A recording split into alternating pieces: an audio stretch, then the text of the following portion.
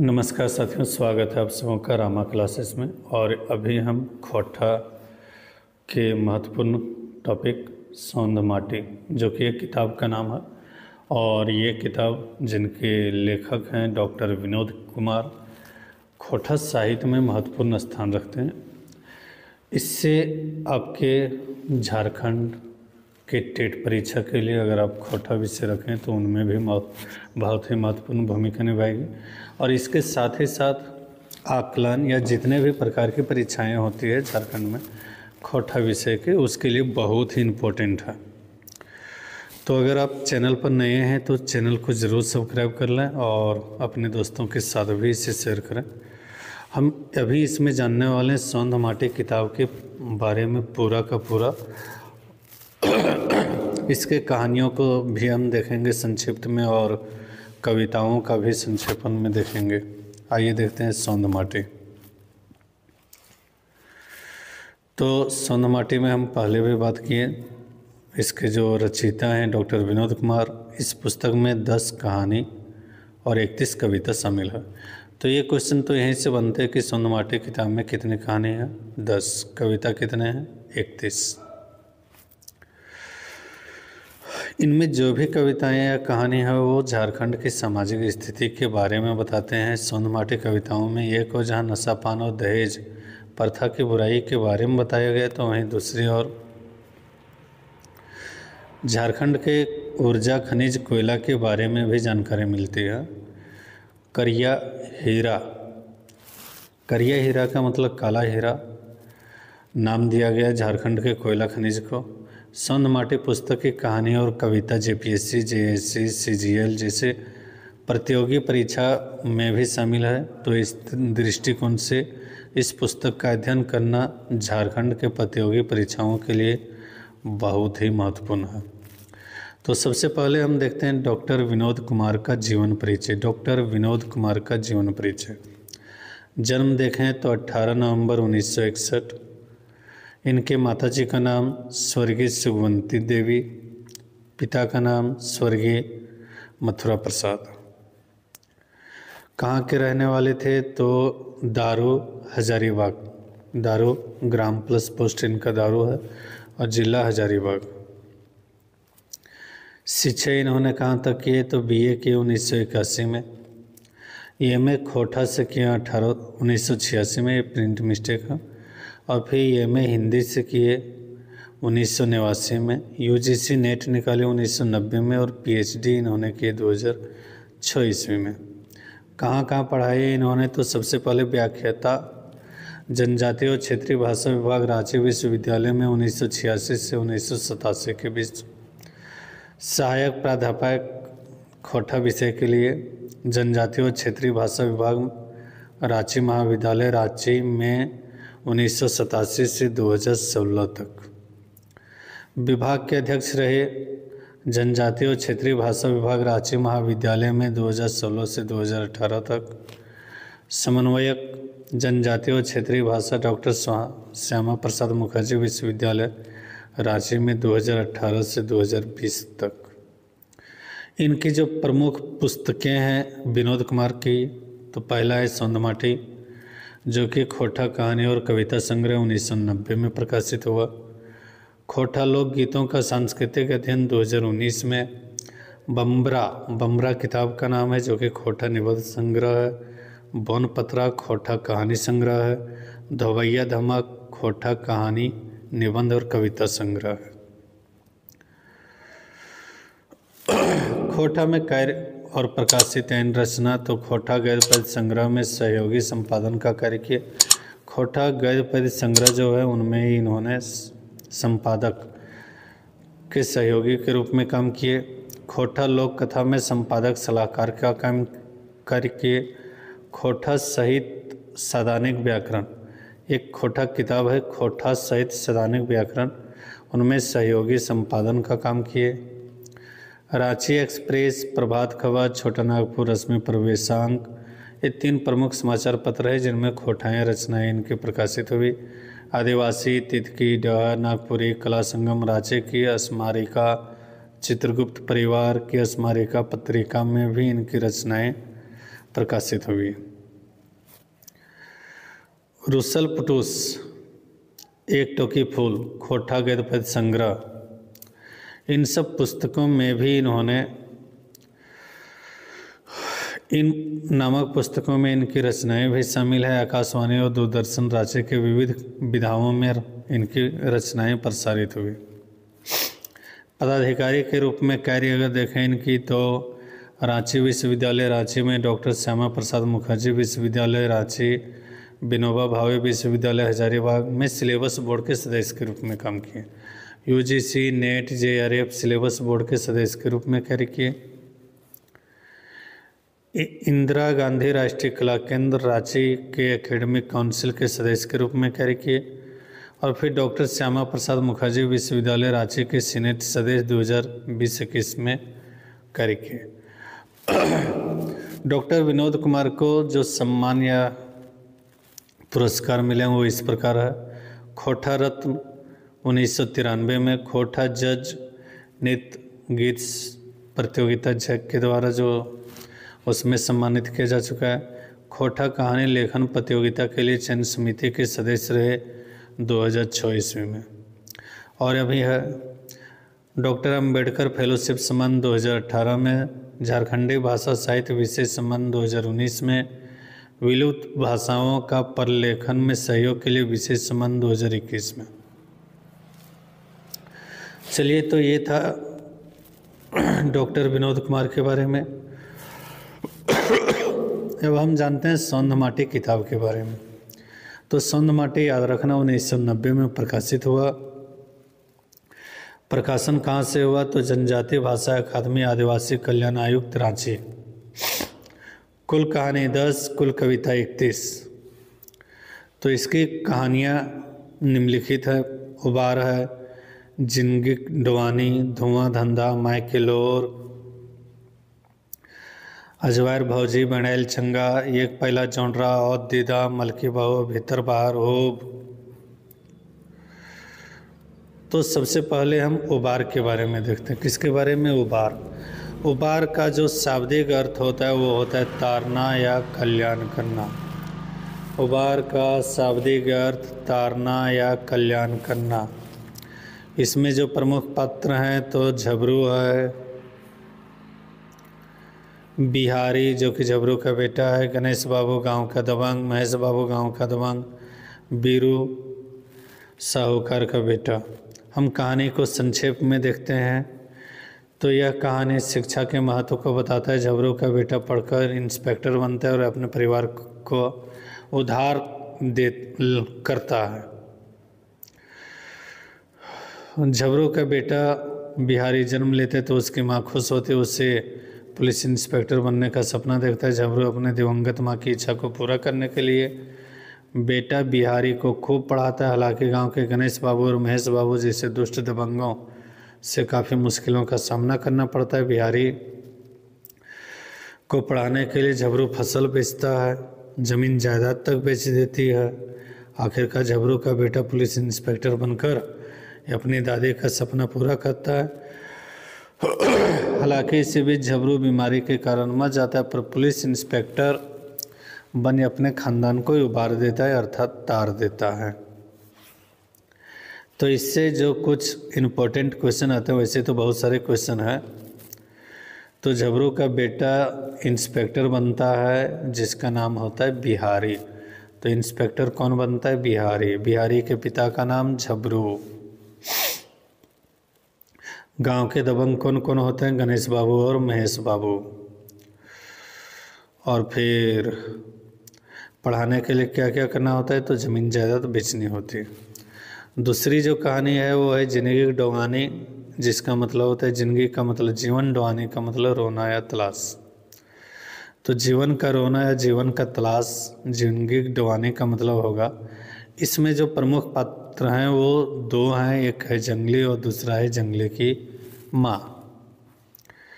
कहानी को अगर संक्षेप में हम देखें तो जंगली एक बेरोजगार युवक है और इस कहानी में गरीबी बेरोजगारी की दशा को प्रदर्शित किया गया है। दिखाया गया है कि किस प्रकार गरीबी और बेरोजगारी अपमान का कारण बनता है। बड़ी कठिनाइयों से जंगली को जंगली की माँ ने पाला पोसा। पिता का निधन पहले हो गया था, तो टूवर जंगली को घर में भाइयों और भाभियों का ताना मिलता था। उम्र ढल रही थी, बाल पकने लगे थे। उसके सहपाठी अब उसको बूढ़ा दादा कहकर बुलाते थे। बूढ़ा दादा सिर्फ सहपाठी ही नहीं, जो बच्चे गांव के थे वे सब भी कहने लगे थे। बहुत समय बीतने के बाद भी जंगली को कोई नौकरी नहीं मिला। बुढ़ापा के कारण माँ का अंतिम समय आ गया और अंत समय जानकर जंगली की माँ ने उसे 100 रुपया दिया कि आप एक पान का गुमटी करके बिजनेस शुरू करें। और फिर बूढ़ी जो है, उनकी माँ जो है वो मर जाती है। तो तीसरी कहानी को देखते हैं। तीसरा जो कहानी है उसका शीर्षक है धुआं धंधा। इसमें 3 प्रमुख पात्र हैं, डॉक्टर नारायण, किशुन जो कि कंपाउंडर है, और फिर भिखारी। कहानी को अगर हम संक्षेप में देखें तो यह कहानी मानवीय संवेदना और भिखारियों की दशाओं पर आधारित है। इस कहानी में डॉक्टर नारायण, कंपाउंडर, किशुन और भिखारियों के बीच सामाजिक ताना बाना को दिखाया गया है। इसमें आर्थिक विषम परिस्थितियों में भिखारियों की दशा तथा समाज के रवैया को प्रदर्शित किया गया है। डॉक्टर नारायण एक संवेदनशील डॉक्टर हैं। उनके दिल में गरीबों के प्रति काफ़ी सहानुभूति है। वे गरीबों की सेवा और सहयोग को अपना धर्म समझते हैं, जबकि उन्हीं का कंपाउंडर किशुन बड़ा ही खड़ूस है। क्लिनिक में आए गरीब भिखारियों के साथ खराब व्यवहार करता भगा देता है। अगला जो कहानी है वो है माइके लोर। माइके लोर जिसका मतलब होता है माँ का आंसू। माइक का मतलब माँ और लोर मतलब आंसू। प्रमुख पात्र देखें इसमें तो 4, सुरजा, नरेना जो कि सुरजा का बेटा है, मंगरा गांव का मजदूर है, और गिरिजा बाबू गांव का जमींदार है। कहानी का संक्षेप में देखते हैं। मार्मिकता भरी यह कहानी एक गरीब परिवार की है जिसे गांव में ठीक ढंग से काम नहीं मिलता। वह बाहर जाकर काम करने के बारे में सोचता है। यह कहानी विस्थापन पर आधारित है। एक माँ की छलकती आंसू को भी दिखाया गया है। देखें अगर क्या है कहानी में, तो युवा सुजा की ज़िंदगी गरीबी में बीत रही थी। सूरज की छत वाली झोपड़ी में सूरज अपनी माँ, पत्नी, 1.5-2 साल के बेटा नरेना के साथ रहा था। सुजा का बाप जमींदार गिरजा बाबू के यहाँ खेत में काम करते करते मर गया। गरीबी के कारण सुजा की पढ़ाई भी नहीं हुई। वह अपनी दशा सुधारना चाहता था। गांव में ही मंगरा को शहर जाकर मजदूरी का पैसा कमाते और तरक्की करते देखा है। सुजा भी जमींदार गिरजा बाबू के खेतों में काम करने से मना कर देता है। शहर जाकर पैसा कमाना चाहता है। सुजा की माँ सुजा को बाहर जाने से मना करती है और आखिरकार सुजा अपने पत्नी और बेटा नरीना के साथ माँ से विदा लेकर बाहर काम करने के लिए चल देते हैं। तो सुजा की माँ दहाड़ कर रोने लगती हैं। अगला जो 5वां कहानी है वो अजवायर भौजिक बेड़ैल चेंगा। तो अजवायर का मतलब होता है निकम्मा, बेड़ैल का मतलब बिगड़ल, चेंगा का मतलब होता है बच्चा। तो निकम्मे भाभी के बिगड़ल बच्चे। कहानी के पात्र कहानीकार स्वयं हैं और कहानीकार के भाई हैं। कहानीकार के भाभी और उनका भतीजा टुकना। तो कहानी का सार या संक्षेप में अगर देखें तो यह कहानी लेखक ने समय पर लिखी है। रिश्ते में निकम्मे भाभी अपने बच्चों को लावारिस स्थिति में छोड़ देती। थोड़ा प्रिंट मिस्टेक है, यहाँ छोड़ होगी। लेखक शिक्षा का महत्व को बताता है। तो अगर आप लोगों को इसका PDF फाइल चाहिए तो आप हमें कमेंट बॉक्स में अपना व्हाट्सएप नंबर भेजें, हम आपको इसका PDF फाइल भेज देंगे। तो आइए आगे देखते हैं। कहानीकार के रिश्ते में भाई मैट्रिक पास करने के बाद कोर्ट में पेशकार की नौकरी करता है। उसकी पत्नी एक बिगड़ेल औरत है जो 10 बच्चों की माँ है। याद रखना है 10 बच्चों की माँ है, पर बच्चों को सही परवरिश नहीं दे पाती। अपने शौक मौज मस्ती के कारण वह बच्चों को लावारिस रूप से छोड़ देती है। चिलचिलाती धूप में भी उनके बच्चे आम के बगीचे में आम चुनने के लिए जाते हैं, मछली मारने के लिए भटकते हैं। बच्चों के द्वारा आम और मछली खाकर कहानीकार की भाभी बड़ा खुश होती है, पर वह यह नहीं समझती कि बच्चों की पढ़ाई कितना ज़रूरी है। पढ़ाई कर कहानीकार जब शहर से गांव पहुंचता है तो यह सब देखकर काफ़ी नाराज़ होता है और वह भाभी को समझाता है कि देश और दुनिया में शिक्षा का क्या महत्व है। उनकी भाभी को गलतियों का एहसास होता है और फिर वह रोने लगती है। अंततः कहानीकार से बच्चों को स्कूल में नाम लिखाने के लिए कहती है। अगला जो कहानी है उसका शीर्षक है दो पहला जोंडरा। और दो पहला जोंडरा का अर्थ होता है दो का मतलब दो, पहला का मतलब अनाज मापने का एक छोटा सा जो बर्तन होता था गांव में, और जोंडरा का मतलब होता है मकई, जिसको मोटा अनाज भी कह सकते हैं। इसका मतलब हो गया दो पहला मकई। इसमें जो प्रमुख पात्र हैं कृष्णा, कृष्णा माँ, कृष्णा बप्पा, नरेना, कन्हैया बाबू। कहानी का संक्षेप एक मार्मिक चित्रण है आर्थिक दशा की ओर। तो कृष्णा का बाप बांस से बनने वाले सूप, दौरी, बढ़नी, टाटो आदि का कारीगर है। लंबी दूरी तय कर वह जंगलों से बांस लाता है। काफ़ी मेहनत से बांस से बनने वाले सामानों को बनाकर अपने छोटे परिवार को मुश्किल से पाल रहा है। दिन रात के मेहनत के बाद भी दो सांझ का भोजन का जुगाड़ ठीक से नहीं हो पाता है। दूधमुहा कृष्णा कई दिनों से बुखार से पीड़ित है। पैसे के अभाव में उनका इलाज नहीं हो पा रहा है। इसी बीच गांव का दबंग कन्हैया बाबू के द्वारा कृष्णा के बाप को सूप दौरी बनाने का हुक्म मिलता है, जिनका हुक्म टालना मुश्किल है। कृष्णा की बीमारी की हालत में भी कृष्णा के बाप सुबह तक सूप और दौरी बनाकर तैयार कर देता है। सूप और दौरी बनाने पर कृष्णा के बाप को 6 रुपये मिलते हैं। याद रखना यहाँ से ही क्वेश्चन बनेंगे। कृष्णा के बाप को कितना रुपया मिलता है? 6 रुपया। कृष्णा के बाप के पास अब दुविधा की स्थिति कि 6 रुपये में वो कृष्णा का इलाज करवाए या घर का राशन पानी लाए। अंततः विकट परिस्थितियों में काम में आने के लिए घर से जोगा कर रखे गए दो पहला जोंडरा के दानों को बेचना पड़ता है। उस पैसे से कृष्णा का इलाज होता है। डॉक्टर विनय ने सहानुभूतिपूर्वक इलाज किया। इलाज से कृष्णा ठीक होता है और बचाकर रखे गए यही दो पहला जोंडरा के अनाज के दानों को 2 लाख के बराबर साबित करता है। 7वां जो कहानी है तो 7वां कहानी का शीर्षक है औध दीदा। औध का मतलब होता है भीगा हुआ या नर्म, और दीदा का मतलब आँख, मतलब नम आँखें। औध दीदा का मतलब है नम आँखें। इसमें बहुत सारे परिचय है, पात्र हैं इसमें चानों वाली या रेशमी माँ, इसमें कहानीकार हैं रेशमी है, शुक्र महतो, सुगिया, जिरवा, कोल्हा, निर्मल महतो। संक्षेप में अगर देखें तो यह कहानी लेखक के जीवन पर आधारित घटित घटना पर आधारित है और इस कहानी के आधार पर स्वार्थी समाज पर उंगली उठाई गई है। जब लोगों को किसी से कुछ लेना होता है तो बेहिचक लेते हैं, पर जब देना पड़ता है तो साफ इनकार करते हैं। सामाजिक बुराई और मानवीय संवेदना पर लिखी गई यह एक मार्मिक कहानी है। कहानी को संक्षेप में देखते हैं। रेशमी की माँ जिनकी मानसिक व्यवस्था दिखाया गया है। इनका जन्म चानो गांव में हुआ था। कहाँ हुआ था? चानो गांव में। इसलिए लोग इसको चानो वाली अम्मा या चानो वाली कह के बुलाती है, जो कि एक छोटी जाति की विधवा महिला है। चानो वाली के पति महतो जमींदार के घर में काम करते करते दुनिया में चल बसा। उनकी पत्नी चानो वाली उसी घर में काम कर बेटा कोल्हा और बेटी रेशमी का पालन पोषण करता है। चानो वाली मानवीय गुणों की प्रतिमूर्ति है तथा दया, करुणा, ईमानदारी उसमें कुट कुट भरा हुआ है। सरलता, निश्चलता, मिलनसार स्वभाव उसके व्यक्तित्व की पहचान है। तो क्वेश्चन यहाँ से भी बन सकते हैं। सरलता, निश्चलता और मिलनसार स्वभाव किनका है? चानो वाली अम्मा का। चानो वाली अम्मा का पहचान कैसा है? सरलता, निश्चलता, मिलनसार। अपने काम, व्यवहार और ईमानदार छवि के कारण महतों के घर का अभिन्न हिस्सा बन गए।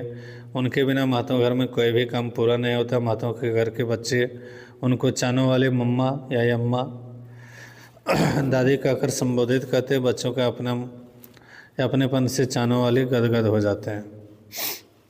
लेकिन उस सरल मन में अक्सर एक पीड़ा सताती रहती है कि उससे महतों के घर के सभी बच्चे दादी कहकर पुकारते तो जरूर हैं, परंतु उनकी दादी की तरह सम्मान नहीं देते। जब ससुराल से आई महतों घर की सवासिनें मैके आती है तो बड़े बुजुर्गों का पैर छूकर प्रणाम करती, वहीं पर खड़ी चानो वाली अम्मा का पैर नहीं छूती है, ना ही हाथ जोड़कर प्रणाम करती।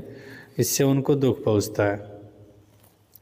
कहानीकार भी उसी घर का लड़का जो वह एक बार चानों वाले मामा को इस मनोव्यथा को महसूस करता होता है। कहता है कि अब की बात जब भी घर से बाहर से घर आएगा तो चानों वाले का पैर छुएगा। परंतु लेखक की मुरीद पूरी नहीं होती। कोई दिन बीमार होने के कारण यह समय वो चल बसती है और यह खबर मिलते ही लेखक भागे भागे घर आते हैं। तब तक स्मशान में चानों वाली अम्मा का चिता चलने लगे थे।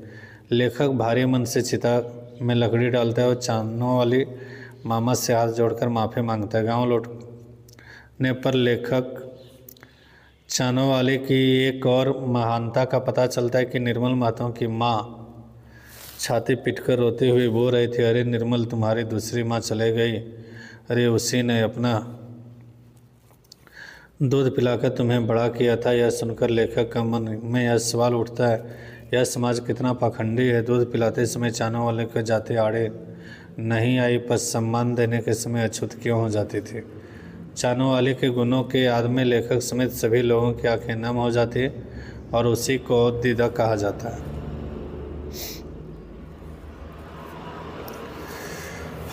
अगला जो 8वां कहानी है उसका शीर्षक है मलकी बहू। तो मलकी बहू के जो प्रमुख पात्र हैं मलकी, बिशुन, मलकी के पति और दयाल बाबू, मलकी का पिता। मलकी बहू का मतलब खूब साज श्रृंगार करके रहने वाली बहू।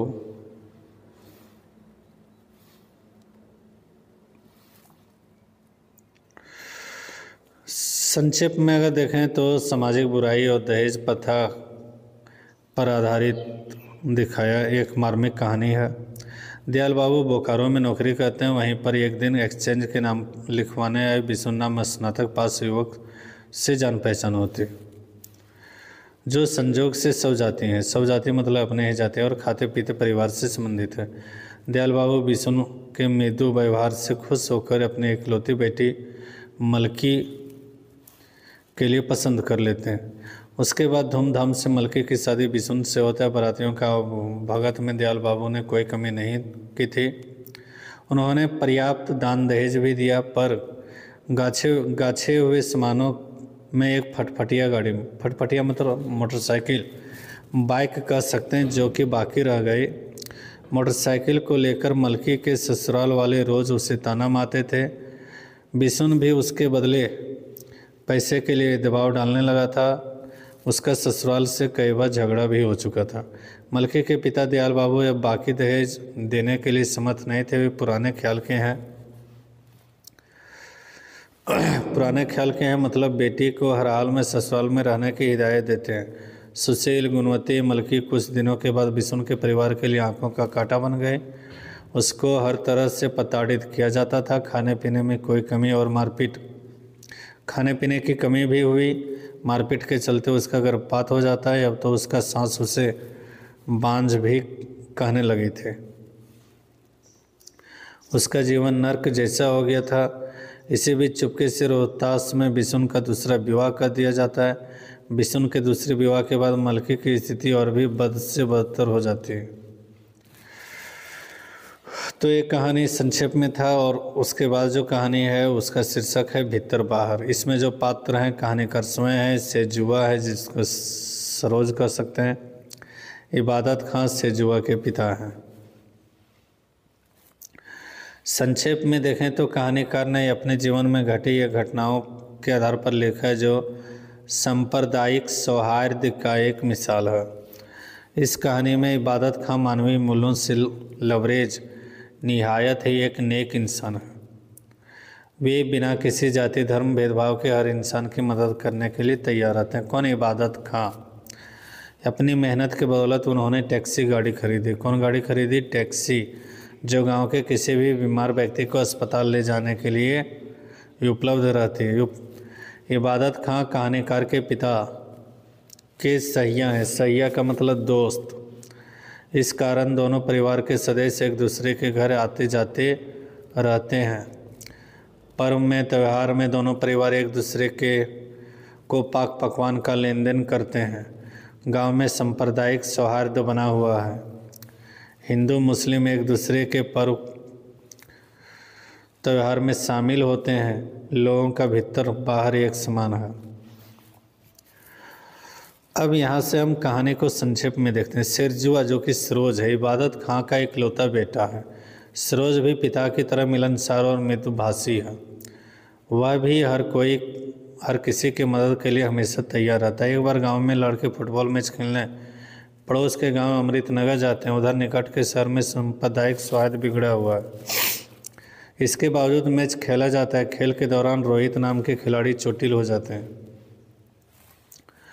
और उसे अस्पताल ले जाना जरूरी होता है। इधर शहर में सांप्रदायिक माहौल ठीक नहीं होने के कारण कोई भी खिलाड़ी रोहित को अस्पताल ले जाने को तैयार नहीं होता है, लेकिन सरोज रोहित को शहर के अस्पताल ले जाने के लिए तैयार हो जाता है। रोहित को रिक्शे पर बैठाकर शहर की ओर जाता है। कुछ दूर जाने के बाद रिक्शा वाला आगे बढ़ने से इनकार देता है। ऐसे में सरोज रोहित को कंधे पर उठाकर अस्पताल ले जाता है और डॉक्टर को दिखाकर इलाज करवाता है। दुर्घटना बस सरोज की मृत्यु कुएं में डूबने से हो जाती है। सरोज कुआं पर नहाने गया था और पैर फिसलने से कुआं में वो डूब गए और इस घटना से पूरा गांव मर्माहत है। कई महिलाएं तो दहाड़ मारकर रोने लगती है। 10वां और अंतिम जो कहानी है उस कहानी का शीर्षक है हूब। 10वां और अंतिम कहानी जिसका शीर्षक है हूब। हूब का मतलब होता है सामर्थ्य या क्षमता।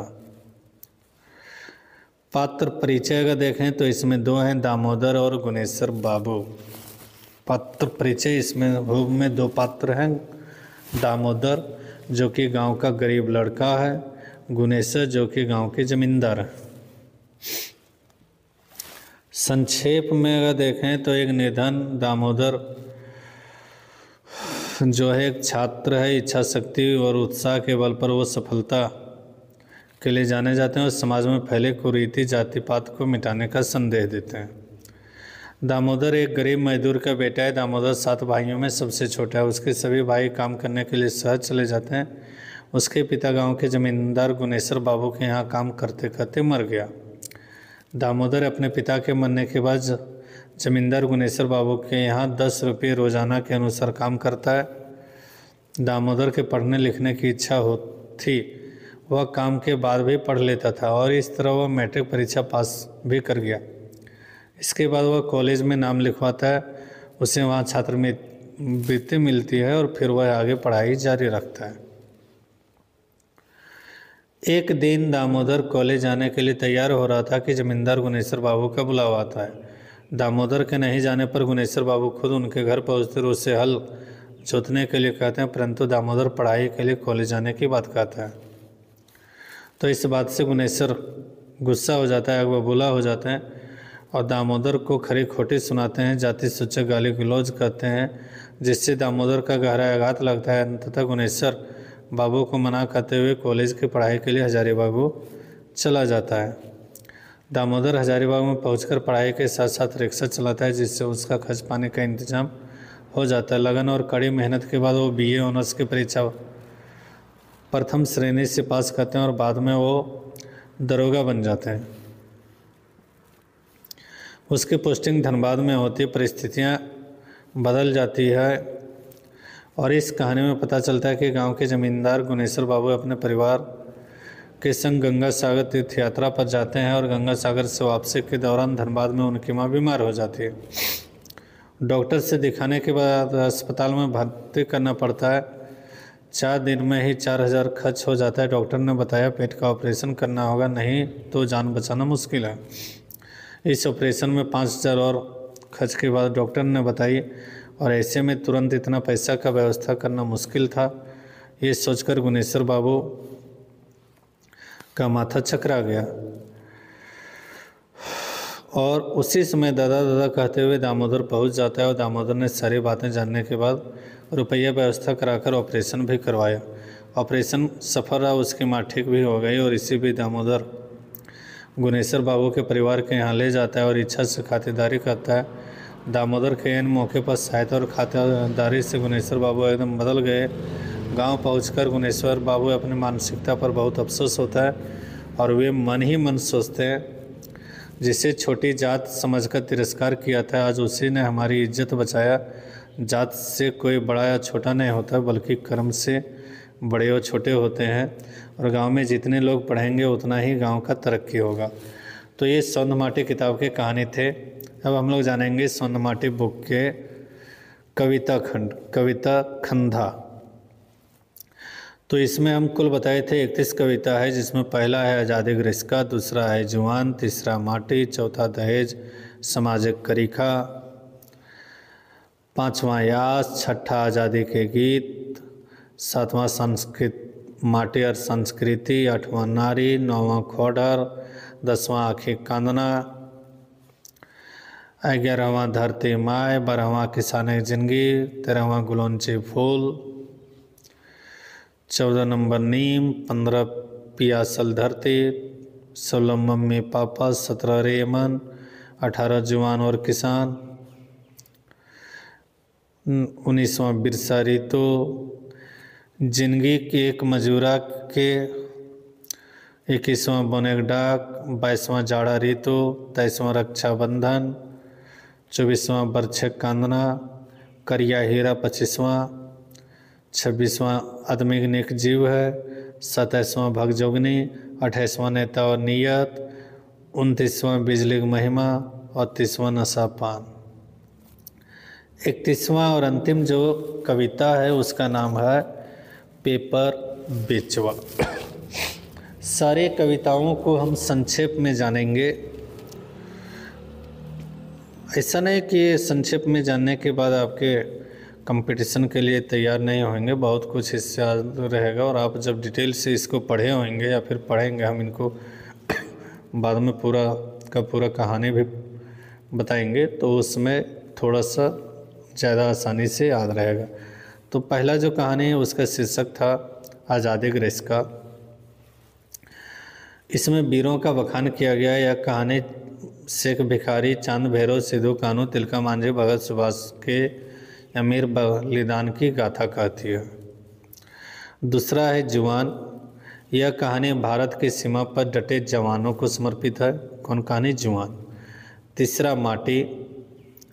इस कविता में कवि उस माटी की प्रतिज्ञता व्यक्त करता है जिसे मिट्टी में पल बढ़कर बड़ा होकर दुनिया दिखता है। चौथा दहेज सामाजिक करीखा। दहेज प्रथा जैसी सामाजिक बुराई पर आधारित यह कविता, कवि कहता है कि दहेज एक पिशाच के समान है जिससे परिवार उजड़ जाता है। पांचवा है आस। आस का मतलब होता है उम्मीद। कवि कहता है एक माँ अपने बेटा पर उम्मीद आशा करता है कि जब वह बूढ़ा हो जाएगा तो उसका सही तरीके से देखभाल करेगा और उसी तरह से बातें की लौ पर है वह उजाला फैलाए। आज़ादी के गीत। यह कविता आज़ाद भारत के शान मान बान और गौरव का गान पर आधारित है। माटिक संस्कृति। तो माटिक संस्कृति में है, इस कविता के माध्यम से झारखंड के रत्नगर्भा धरती संस्कृति के बारे में वर्णन किया है। यहाँ के उबड़ खाबड़ टोंगरी पहाड़ के बीच बिरसा, तिलका, भिखू, सिंधु कानू जैसे महान विभूतियों का वर्णन किया गया है। नारी। 8वां कविता। इस कविता में नारी महिला की महिमा का व्याख्यान किया गया है। कवि कहता है कि ये नारी तुम कमज़ोर नहीं हो, तुम अबला नहीं हो, तुम सीता बनकर अन्याय मत सहो, तुम लक्ष्मीबाई बनकर मुकाबला करो। 9वां जो है खोडर। 9वां कविता का शीर्षक है खोडर।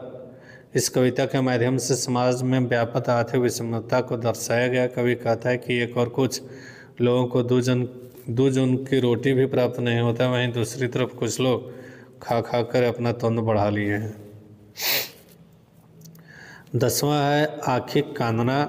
आँखें कांदना में कवि ने विकास के नाम पर लगने वाले कल कारखानों से निकलने वाले धुएं से पूरे क्षेत्र में प्रदूषण फैलने का वर्णन किया है। कवि कहता है इस प्रदूषण से प्रकृति का संतुलन बिगड़ गया है और इस प्रदूषण से कई तरह के रोग फैल रहे हैं।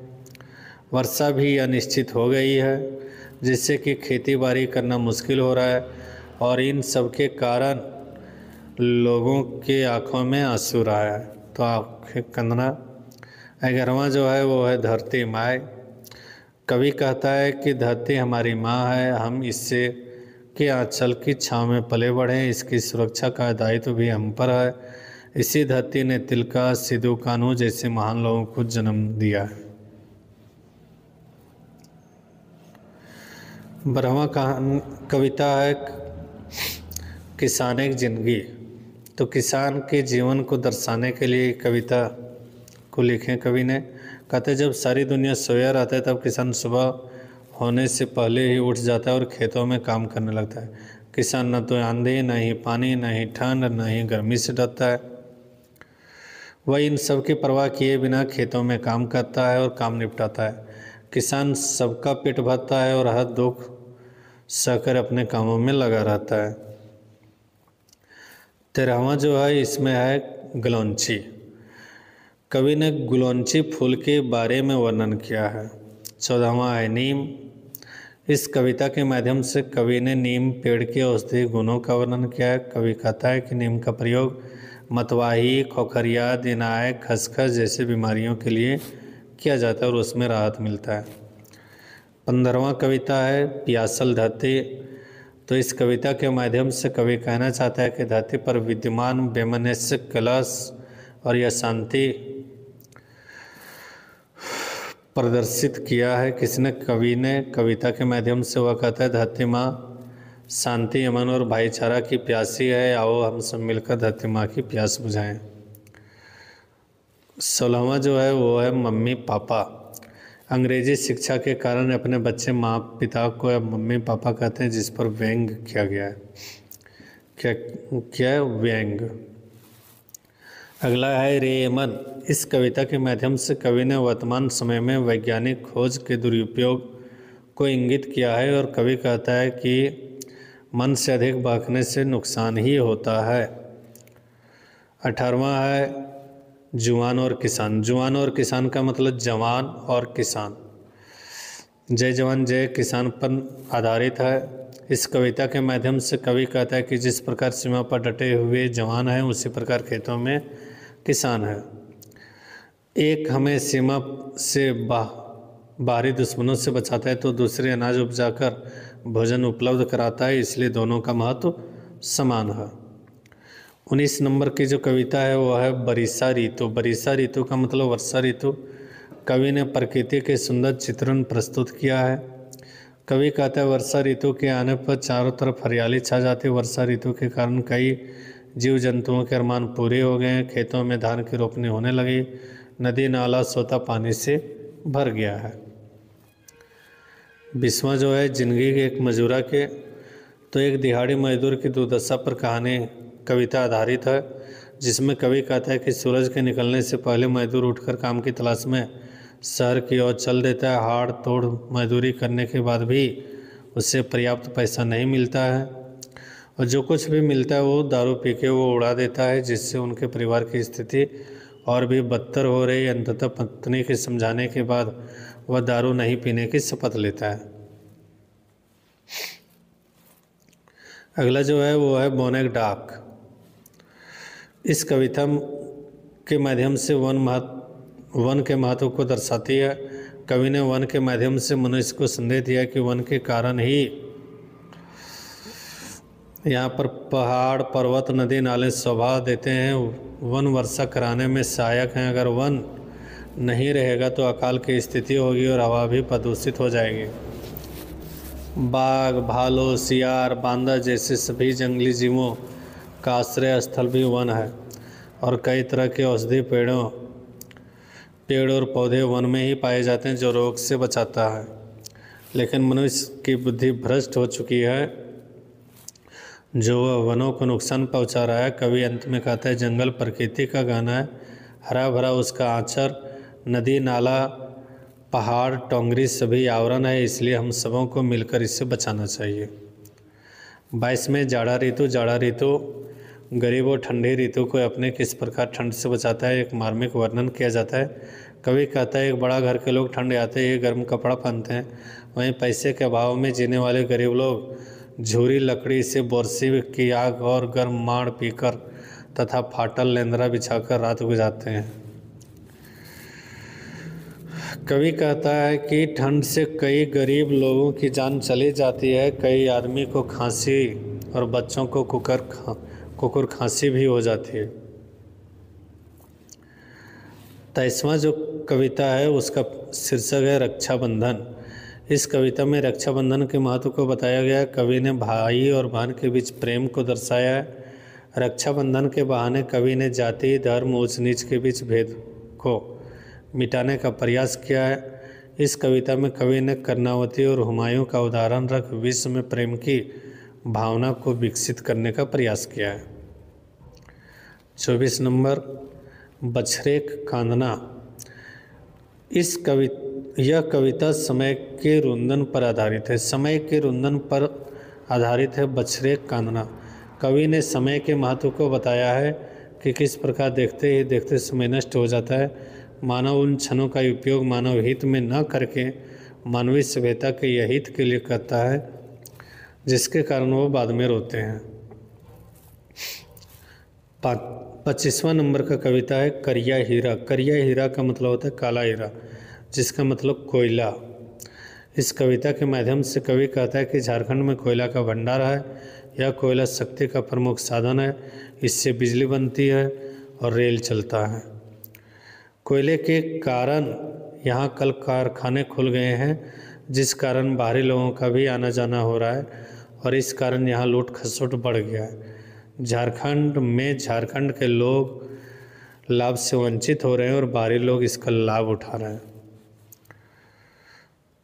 26वां कविता है यदमी नीक जीव है।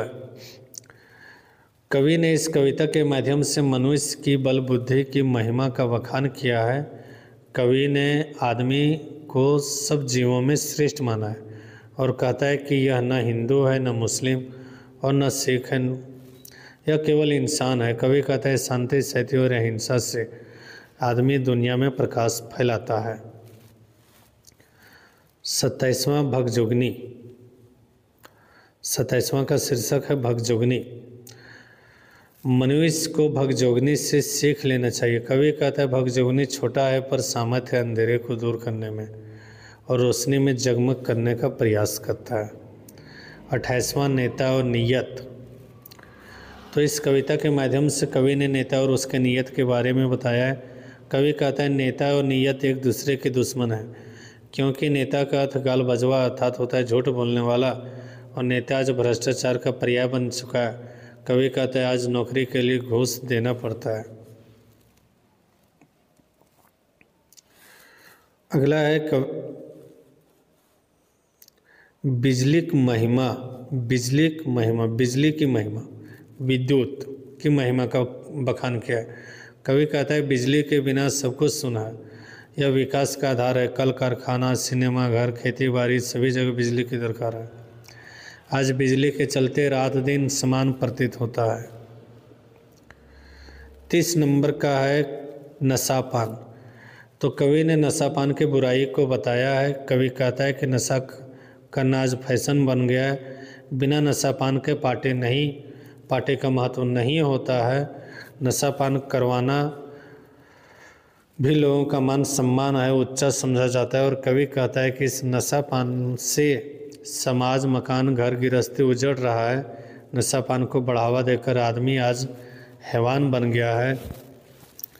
मनुष्य की आज बुद्धि गायब हो गई है और वह समझ नहीं पा रहा है कि मनुष्य का जीवन अनमोल है। और अंतिम जो है वो है पेपर बेचवा। देखिए हम अंतिम कविता तक पहुंच गए हैं।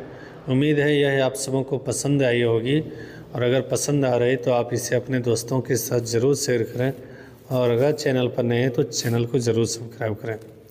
तो देखिए पेपर बेचवा में इस कविता के माध्यम से कवि ने पेपर बेचने वाले अर्थात जीवन को बताने का प्रयास किया।